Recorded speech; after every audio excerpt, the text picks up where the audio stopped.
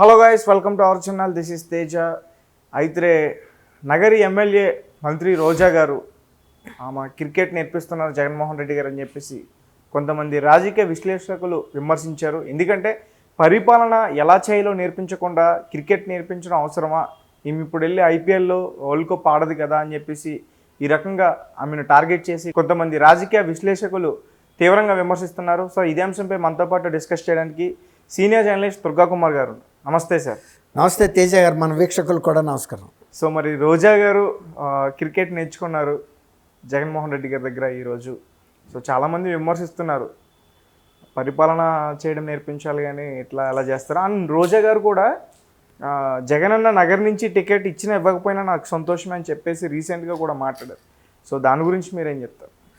అంటే ఇప్పుడు ఆమె ఆ మాట అన్నారంటేనే కొంచెం అనుమానాస్పదంగా ఉంది కదండి. ఇప్పుడు ఆమె గతంలో ఎప్పుడు నాకు నగర్ నుంచి ఇచ్చినా ఇవ్వకపోయినా సంతోషం అనలేదు కదా. లాస్ట్ ఎలక్షన్లో కేసీఆర్ గారు కూడా ఫస్ట్ టైము 2 ఎలక్షన్లో మాట్లాడని కొత్త మాట ఒకటి మాట్లాడాడు. మీరు ఒకవేళ కనుక మా ప్రభుత్వాన్ని ఎన్నుకోకపోతే వెళ్ళి విశ్రాంతి తీసుకుంటానని. అట్లా ఇప్పుడు గతంలో మాట్లాడని మాట ఆమె మాట్లాడిందంటే ఆమెకి ఏదో అనుమానం వచ్చింది, పార్టీ టికెట్ ఇవ్వరు అని. అప్పుడు ఆ అనుమానాన్ని ఇట్లా వ్యక్తం చేసినట్టుగా నేనైతే అనుకుంటున్నా. చాలామంది అక్కడ నుంచి వ్యతిరేకత కూడా ఉందని చెప్తున్నారు. ఆమె కనుక పోటీ చేస్తే సొంత వైఎస్ఆర్సీపీ కార్యకర్తలే మేము ఆమెకి సపోర్ట్ చేయము కాబట్టి ఇవ్వద్దు అని అడుగుతున్నారని.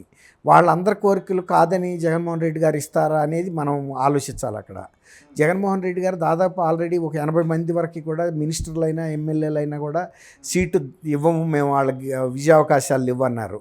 మరి అందులో మరి రోజా గారు ఉన్నారా లేరా మనం ఇప్పుడే చెప్పలేము. అయితే ఇవాళ మీరు అన్నట్టు ఆడుకుందాం ఆంధ్ర అని ఇవాళ ఒక 27 రోజుల్లో ఎంతో ప్రోగ్రాం తీసుకున్నారు. అది ఇప్పటికే నవ్వుల పాలైపోయింది ఆ ప్రోగ్రాము.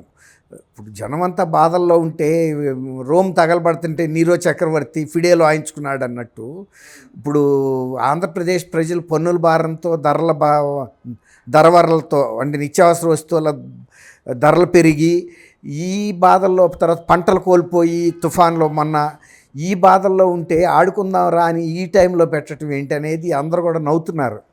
జనంకి ఆయనకి తెలియట్లే జనం బాధలో. ఆయనకైతే ఆదాయం వచ్చేస్తుంది అనేక రూపాల్లో, లిక్కర్ మీద, ఇసుక మీద, గ్రావెల్ మీద, ఇంకా ఏమైనా వ్యాపారాల మీద. ఎన్నీను ప్రజలు అల్లాడిపోతున్నారు. ఏంటి ఆడుకునేది, ఇప్పుడు క్రికెట్లో ఆడుకునే టైమా, పిల్లలకి ఏదైనా ఉపాధి కల్పించే ఇండస్ట్రీలు తెప్పించకుండా జనం యొక్క దృష్టిని ఇట్లాంటి వాటి మీదకి మళ్ళిస్తున్నారు. గ్రామీణ ప్రాంతాల్లో ఇట్లాంటి ఆటలు ఎప్పుడు ఆడుకుంటానంటారు. ఏ ఒకటి కిట్లే అక్కర్లేదు, కబడ్డీ లాంటియో లేకపోతే ఖోఖో లాంటియో ఇలాంటి ఖర్చు లేని ఆటలు ఆడుతూనే ఉంటారు. బ్యాడ్మింటన్లో ఆడతారు. ఇవన్నీ ఇవాళ ఈయన వచ్చి కొత్తగా ఏదో ప్రవేశపెట్టినట్టు ఇప్పుడు రాక ఆంధ్రప్రదేశ్ ప్రజలకి క్రీడలే తెలియనట్టు సృష్టిస్తున్నాడు. ఇది తెలంగాణలో కనుక బతుకమ్మని ప్రమోట్ చేసినట్టు క్రీడలనే ఆంధ్రాలో ఎప్పటి నుంచో ఉన్నాయి. ఆయనకి తెలియదేమో, ఉల్లిపాయకిను పొటాటోకి తేడా తెలియకుండా మాట్లాడాడు కదా. అట్లా ఉంది ఈ ఆట. ఆడుకుందాం రండి ఆంధ్ర అంటాం. ఆంధ్ర ఎప్పుడు ఆడుకుంటానే ఉంది. ఈయన వచ్చిన తర్వాతే బాధలు మొదలైనవి అన్ని రకాల కుటుంబాల్లోనూ. ఇప్పుడు దానికన్నా ఈ 27 రోజులు ఒక ఉద్యమంగా తీసుకుని లిక్కర్ బ్యాన్ చేసేస్తే కనుక సీసాలన్నీ పగలగొట్టండి అంటే అందరూ లేడీసు ఆంధ్రాలో ఇప్పుడు ఆడపడుచులు అందరూ ఆ లిక్కర్ షాపులను ధ్వంసం చేసేవాళ్ళు, ఎక్కడ ఒక్క సీసా లేకుండా. అట్లాంటి పిలిపోకుండా ఈ ఆడుకుందామంటే ఏం ఆడుకోవటం. ఇప్పుడు మా తాడిబొట్లు తెగిపోతున్నాయి, పక్కన తాగుబోతులని ప్రోత్సహిస్తున్నాడు. ఒకప్పుడు నేను లిక్కర్ నిషేధిస్తాను, ఓన్లీ 5 స్టార్ హోటల్లో మాత్రం ఉంటుంది, అక్కడికి వెళ్ళినాడు తాగగలుగుతాడు, అంత రేట్లు పెట్టి మీ అందరికీ ఇక్కడ దొరకనివ్వను, ఈ తాగేసి చచ్చిపోతున్నారు, ఆరోగ్యాలు పాడయ్యని. ఇప్పుడు సప్లై చేస్తుంది నాసిరకం లిక్కరు, దాని వల్ల చచ్చిపోతుంది. ఇంకా పెరిగారు ఆడపడుచుల తాళ్ళు తెగిపోతుంటే ఆడుకుందాం రా అనే కార్యక్రమం ఏంటి, ఆయనకి ఇది ఒక విలాసంగా ఉందా అని ఆడపడుచులే ప్రశ్నిస్తున్నారు గ్రామాల్లో ఎమ్మెల్యేలని. ఈ తమాషాగా ఉందా మీకని ఏంటి.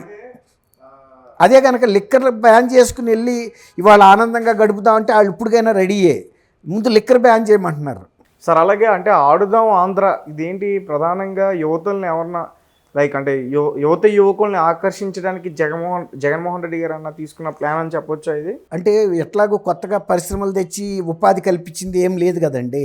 ఏ విధంగా కూడా ఆర్థిక వృద్ధి జరగలేదు, పరిశ్రమల స్థాపన జరగలేదు. నిరుద్యోగంతో కొట్టుమిట్టాడుతున్నారు, తల్లిదండ్రులకు భారంగా తయారయ్యారు. ఏదో వాళ్ళని బుజ్జగించడానికి ఆడుకుందాం రా అని ఈ 10 రోజులు 25 రోజులు బులిపం చేసి వాళ్ళని ఆకర్షించుకుని పార్టీలో రేపు ఆడుకోవటానికి వీళ్ళందరినీ యూనిటీగా అంటే ఒక అందరినీ సమీకరించుకుంటున్నాడు. రేపు ఎలక్షన్ ప్రచారాని కోసం ఇది ఒక ఆకర్షణ. ఇప్పుడు మనం ఒక చేపను పట్టాలంటే ఒక ఎర్ర వేయాలి, ఎర్ర పెడితే ఆ చేప తినడానికి వస్తుంది, చిక్కుతుంది. అట్లా ఇది ఒక ఎర్ర యువతకి అని గ్రామాల్లో ఉన్న వాస్తవం. నేను మా ఊళ్ళతో నాకు టచ్ ఉంది కాబట్టి చెబుతున్నారు. ఇది యువతను అందరినీ ఎరేసి దగ్గరికి తీసుకుంటున్నాడు. వీళ్ళని ఇదే సమీకరణతో తీసుకెళ్ళి రేపు ఎలక్షన్లో వాడుకోవాలని. ఎట్లాగంటే ఆల్రెడీ వాలంటీర్స్ నమ్మే పరిస్థితి లేదు. వాళ్ళు ఆల్రెడీ సమ్మెకి వెళ్ళిపోయే పరిస్థితికి వచ్చేసారు. ఇప్పుడు వాళ్ళని ఏమిచ్చి సాటిస్ఫై చేయాలి? కనీసం ఒక 25,000 అన్న శాలరీస్ ఇవ్వాలి కదా. ఇవ్వగలగాలంటే ఇప్పుడు ఆర్థికంగా ఉండాలి కదా. ఇప్పుడు ఆయనే చెప్పాడు, ఎప్పుడైనా సరే ఏ ప్రభుత్వాన్నైనా మీరు 6 నెలల ముందు వచ్చి కనుక ఏ హామీలు ఇస్తే నమ్మొద్దు, అది దొంగ ప్రభుత్వం, మిమ్మల్ని మాయ చేయడానికి వచ్చిన ప్రభుత్వం. కాబట్టి అట్లాంటి ప్రభుత్వాలను మీరు ఓడించమని చెప్పాడు ఆయన గత ఎన్నికల్లో. ఇప్పుడు 6 నెలలు కూడా లేవు కదా. ఇన్ని హామీలు ఎందుకు ఇస్తున్నాడు? ఆడుకుందాం రా అంటే ఇప్పుడు 4.5 ఏళ్ళ నుంచి ఆడించలేదే. ఇప్పుడు చివరిలోనే గుర్తొచ్చిందా? వీళ్ళు ఈ బాధల్లో మునిగుండారు ప్రజలు అని తెలుసుకోకుండా. ఇప్పుడు ఎవడన్నా ఒక ఇంట్లో ఒక వ్యక్తి చచ్చిపోయి ఏడుస్తున్నాడు అనుకోండి, రా కాఫీ తాగుదా నువ్వు పిలిస్తే టిఫిన్ పెడతానంటే వస్తారు వాళ్ళు? ముందు చచ్చిపోయిన మనిషి గురించి వాళ్ళు ఏడుస్తున్నారు అక్కడ. లేకపోతే విహారయాత్రకు పార్క్కి వెళ్ళొద్దామంటే ఎంత ఎబ్బెట్టుగా ఉంటుంది. పార్క్కి వెళ్ళే టైం వాళ్ళకి, నీకు పార్క్కి వెళ్ళే టైం కావచ్చు, ఆ కుటుంబానికి చాలా బాధాకరమైన పరిస్థితి. ఇప్పుడు ఆంధ్రప్రదేశ్లో ప్రజలు ఈ ధరల పెరుగుదలతోనూ పన్నులతోనూ తర్వాత ఉపాధి లేక తర్వాత ఇసుక విధానం వలన అన్ని పనులు బంద్ అయిపోయినాయి. ఈ బాధల్లో ఉన్నప్పుడు రా ఆడుకుందాం రా అని ఆంధ్ర అని పిలిస్తే ఎవరన్నా ఆర్థికంగా లక్షల కోట్లు బాగా పుంజుకున్న వాళ్ళు ఆడుకోవచ్చు, ఇంట్లో కూర్చుని పబ్జీ గేమ్ లాంటివి. కానీ బతుకు తెరువు కోసం వెళ్ళాల్సినాడు పబ్జీ ఆడుకుంటా కూర్చుంటే పొయ్యి మీదకి ఎట్లా వస్తుంది బియ్యం? ఇప్పుడు ఆ పరిస్థితిలో ఉన్నామని చెబుతున్నారు ఆంధ్రాలో. ఇప్పుడు రేపు ఎమ్మెల్యేలు కూడా ఊసి పెడతారు, ఏంద్రా ఈ ప్రోగ్రాము, నీకు కడుపు నిండింది మాకేం నిండలేదు, మా బిడ్డలకు నిండలేదు, ఉద్యోగాలు లేవు, నిరుద్యోగంతో ఏడుస్తున్నారు, ముందు వాళ్ళకి ఏదన్నా ఉపాధి ఇవ్వండి, నెలకింతని అవి చేయండి.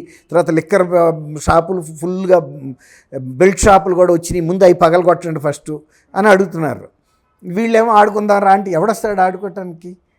వీళ్ళ స్వార్థం తప్ప అక్కడ యువకులకి ఏమన్నా అది కూడు పెడతా గుడ్డ పెడతా చెప్పండి? ఈ 10 రోజుల్లో ఆడిచ్చేస్తేనే వీళ్ళు నేషనల్కి వెళ్ళి ఆడతారా? జాతీయ స్థాయిలో ఆడిస్తానని చెబుతున్నాడు. ఆ ప్రయత్నం కనుక వచ్చినప్పుడు చేసుంటే ఈ పాటికి ఎంతమంది జాతీయ క్రీడాకారులు ఆంధ్రప్రదేశ్ నుంచి తయారయ్యేవాళ్ళు కదండి, అయ్యేవాళ్ళ కదా. ఇప్పుడు అట్లా కాకుండా ప్రతి విలేజ్లో నువ్వు ఈ జిమ్ ఎక్విప్మెంట్ పెట్టించిన చాలు. ఫస్ట్ ప్రతి ఊర్లో ప్రతి స్కూల్కి లేకపోతే ఆ జిమ్ ఎక్విప్మెంట్ పెడితే అది over a period of time తయారవుతారు. ఒక్కరోజు నువ్వు వచ్చి ఒక కిట్ ఇవ్వగానే అయిపోదు కదండి. కిట్తో అది 2 రోజులకి చిరిగిపోతాయి, నిక్కర్లు బన్నీలు అయిపోతుంది. మళ్ళీ ఆ వస్తువులు బ్యాడ్మింటన్ ఆడే ఇన్ని. అట్లా కాకుండా నువ్వు పర్మనెంట్ ఇది పెట్టండి, మన ఒక జిమ్ లాంటిది. రష్యాలో అట్లా పెడతారు, పెద్ద పెద్ద చిన్న ఊరైనా పెద్ద జిమ్ ఉంటుంది. అందువల్ల వాళ్ళు ఒలింపిక్ ప్లేయర్స్గా వెళ్ళగలుగుతున్నారు. కాబట్టి అట్లా ఏదైనా చేస్తే మనం నమ్మొచ్చు. ఈ తాత్కాలికంగా రాసే పై మందు ఎంతసేపు ఉంటుంది? ఓకే, అది గమనించాలి మనం. Okay sir, thank you so much. Thank you Teja గారు. మన వీక్షకులకు కూడా నమస్కారం.